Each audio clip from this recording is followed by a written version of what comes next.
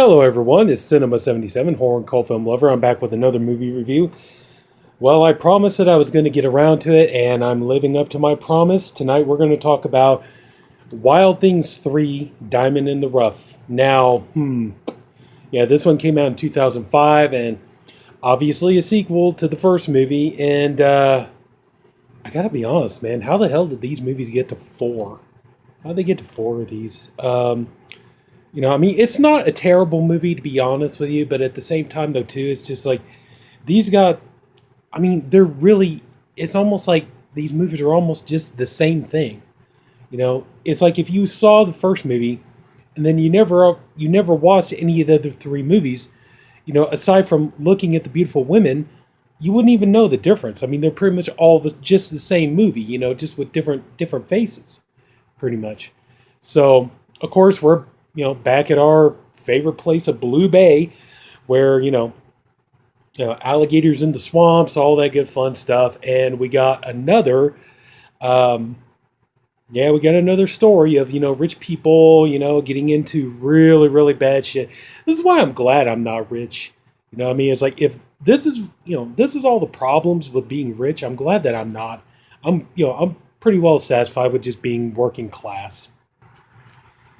Okay, so now our story starts off, like I said, we're at Blue Bay and pretty much following the same formula as the first two movies. We have, well, more like following the formula of the second movie, not so much the first movie. Now we have Mary, who is played by Sarah Lane here. Mary is the stepdaughter of Jay Clifton, who is basically the wealthiest architect in Blue Bay, and he's making all this money, building houses and stuff. But we come to find out, actually, he's not really making all that much money. If anything else, it turns out that he's losing a lot of money. And similar to the stepfather in Wild Things 2, he's in debt to some pretty shady characters, and they're ready to, take his ass out and, ready to bring him down. And so, but at the same time, he's dealing with his stepdaughter, Mary here. It turns out that Mary, when her mother died, Mary's mother gave her these diamonds, these two diamonds that she had, and they're supposed to be worth millions of dollars, and believe it's like that's the thing. They even say, like in the movie, that these diamonds are worth more, but she wants her inheritance and she wants it now.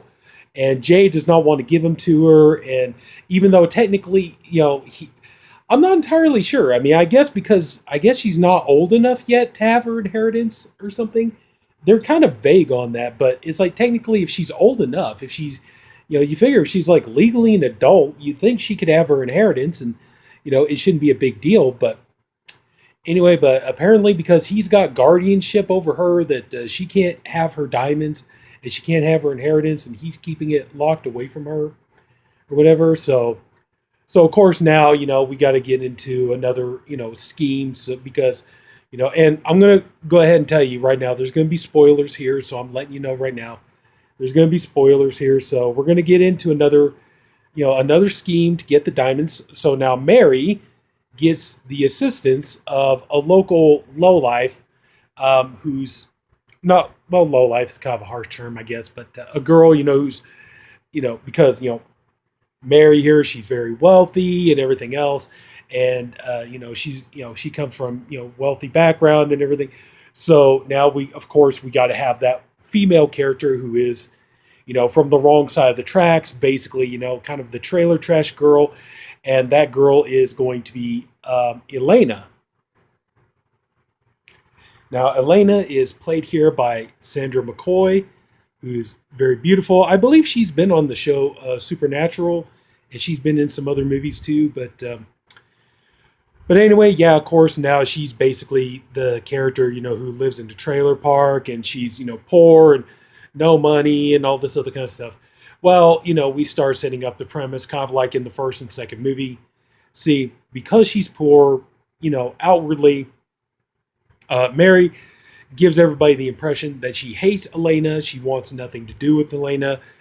She never wants to see her or socialize with her in any way, shape, fashion, or form.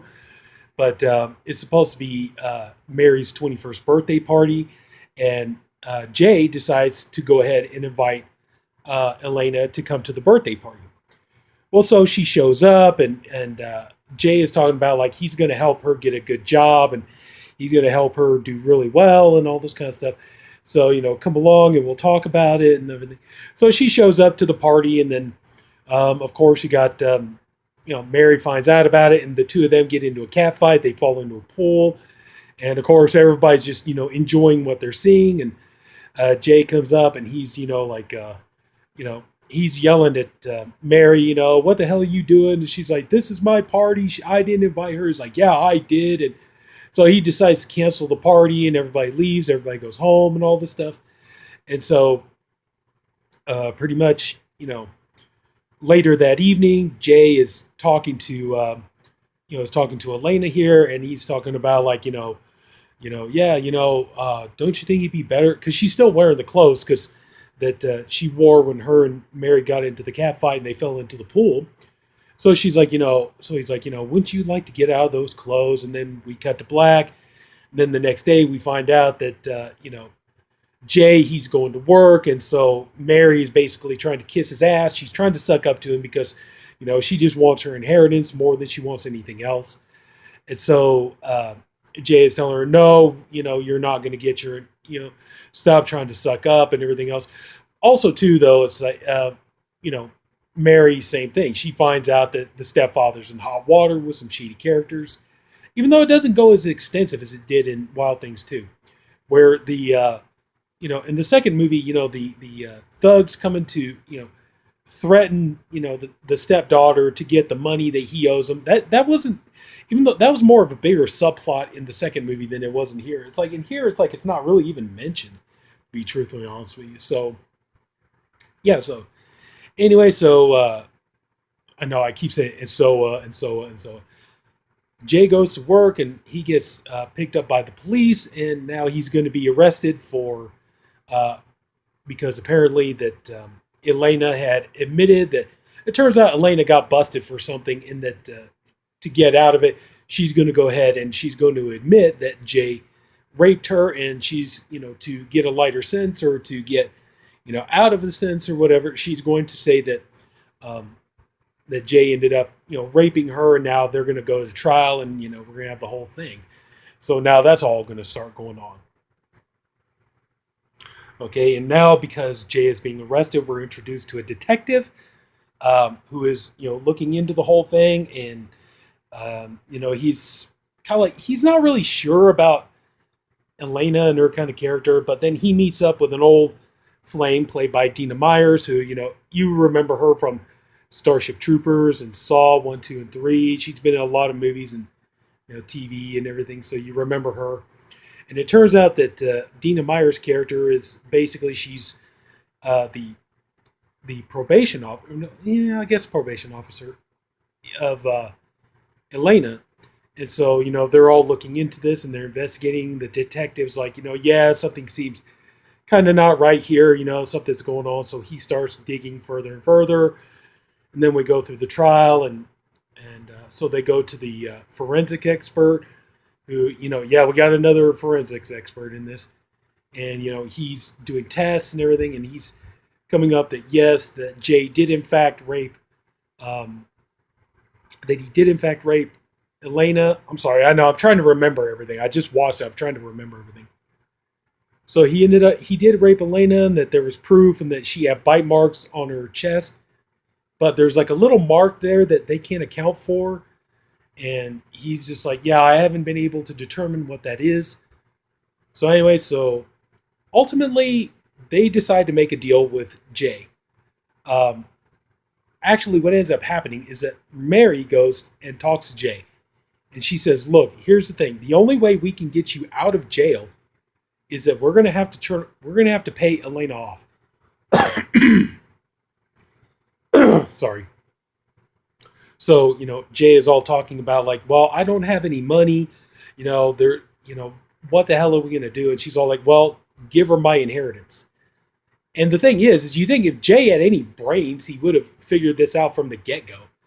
And so he's all like, oh my God, you do that for me and everything. And she's like, give her my inheritance. And she'll turn around and say that she made the whole thing up. she might have to do a little bit of time for perjury, but she'll be all right. And, this whole thing will go away. And so he decides, okay, yeah, he's going to go ahead and do that. And so they get, basically, they get, Elena to agree. So, and basically, we find out that, pretty much you're following the standard formula for the first couple of movies. We find out the whole thing is a setup. And Elena, even though she was supposed to turn around, they tell Elena that they're going to pay her the inheritance. So she goes up there, but instead of saying that she's going to recant and say that she made the whole thing up, she does say that he raped her, and even more, he threatened to kill her if she ever told anybody. So Jay is going to go to jail pretty much for a long, long time. Well, we come to find out that also too, it's been a setup the whole time. We come to find out that actually Elena and Mary were in on the whole thing all together. And then also, too, the forensic expert, like in the second movie, he was in on it, too. So, of course, we get you get a three-way scene. Not as explicit, but, it's there, and there is nudity and stuff like that. So, I mean, so you get to see the women naked, which is nice and everything. But, it's just kind of like, it just kind of doesn't really work. One thing I will say for this movie that, is actually pretty good is that you do get some good girl-on-girl scenes in this movie.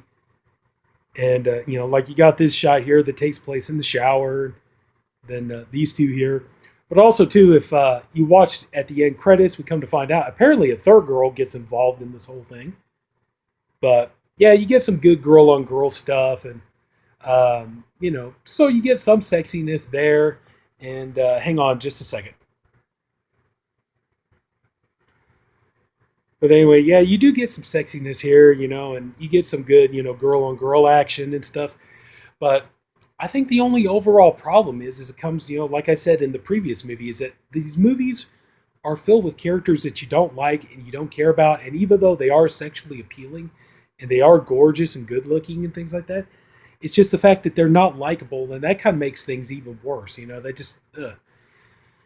But anyway, so we go into, we follow into the usual Wild Things formula where now everybody is starting to turn on each other. The forensics guy, he's, saying that he's starting to freak out. He feels the pressure closing in on him, and he's, he thinks he's going to crack. And then we come to find out this guy apparently got a lot of Rohypnol. He's got a lot of date rape drug just hanging around. And at one point, like, he's talking to Mary, and he's telling her that he wants to go ahead and move the diamonds because the cops are closing in too much on him. And so he's, wanting to just do this and get it over with. And she, Mary decides, no, I want to wait. And so she goes and, she's showing him the diamond. He's like, I'm your partner. I deserve to see the diamond. And so she shows him the diamond. And, we come to find out that he roofied her as she falls asleep. And he decides he's going to take the diamonds and try to, go on his own and see if he can, get the money and everything else and take off himself. Well, Mary wakes up and she finds out that, she's been ripped off. And, so she calls Elena and tells her, this asshole, he took the diamonds. He's trying to get away with it. So let's go get him. So there is this kind of nifty little chase scene where, he's driving down a one-way dirt road and, it's right by the water. And so you got Elena following him in a speedboat on the water, and then there's kind of a standoff between him and Mary in the car, and ultimately his car runs off the road, and the car crashes. So Mary and Elena, they go to check on him, see what's going on, and it turns out he took off. So the two of them go to find him, and they're looking and looking. Well, we find out that Mary or Elena, she's got an ankle bracelet on, that alerts her parole officer or probation officer, whatever, that she's out of her boundaries. Which, by the way, at that time, Dina Meyer, is the officer. She's getting in pretty good with the detective, and they're in an evidence room, and they're they're making out pretty hot and heavy and everything else. And just by coincidence, it turns out that the minute she runs into him in the evidence room is when he's putting away all this money that he seized in a bust. And he's putting it in the, he's putting it in the wall safe. And yeah, of course he needs his his badge to, open up the lock so he can get in there. So, of course, we kind of all, that's the thing. If you've seen the first two movies, you already know where this movie's going. It tells you so far. And so, we're back out in the woods, and, the woods. And so they're looking around. They're trying to find, the guy. He attacks Mary, or he attacks Elena. He's ready to kill her. And then Mary comes up and she smashes his head with a crowbar. And so, Mary decides she's going to take the diamonds and she's going to go and trade off the money. And so she leaves Elena there to, deal with, hiding, the guy's body and everything else. And so, Mary goes off and she meets with the guy who's going to exchange the money for the diamonds. He looks at the diamonds and automatically tells her these are fake. These are bad diamonds.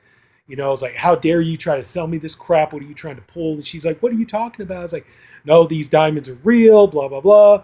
And so, meanwhile, Elena, she's trying to hide the body. Well, she gets stopped by the detective and the probation officer. And so they take her in, and she's being questioned and all this kind of stuff. Say, you're in a lot of trouble. And so they're like, help us to help you, all that kind of stuff. And so finally, Elena decides to explain that, she didn't kill the guy, but Mary did. And so they decide, well, the thing we need to do is we need to catch Mary in a lie. So let's go ahead and we'll hook you up with a wire. And then, you get her on tape to confess that she, murdered the guy.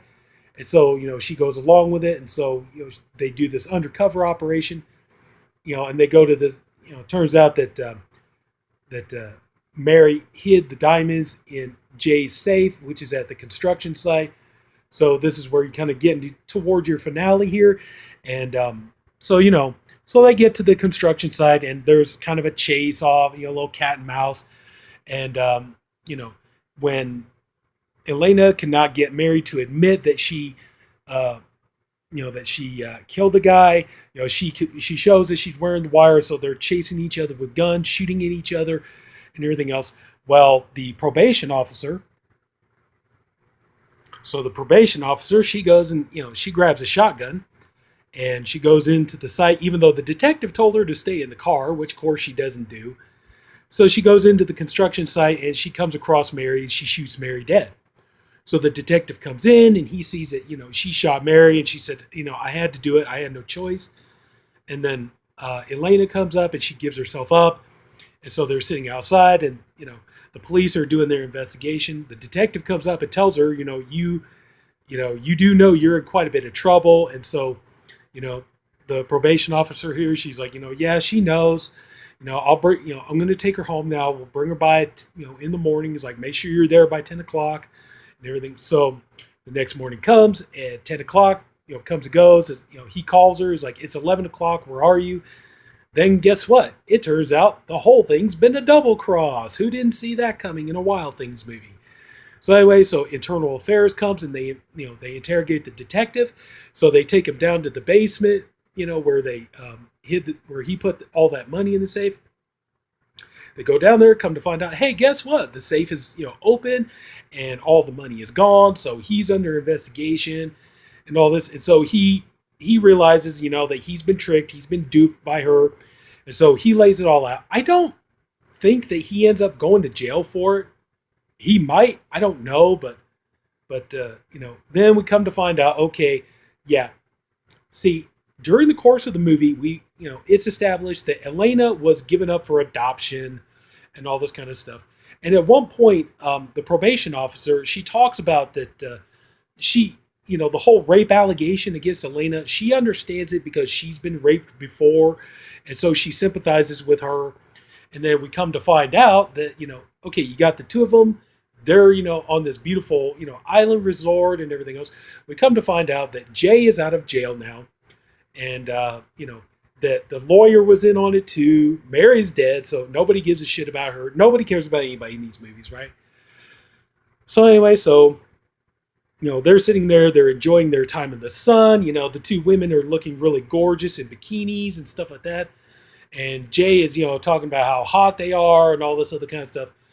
And, like I said, the lawyer, he's there.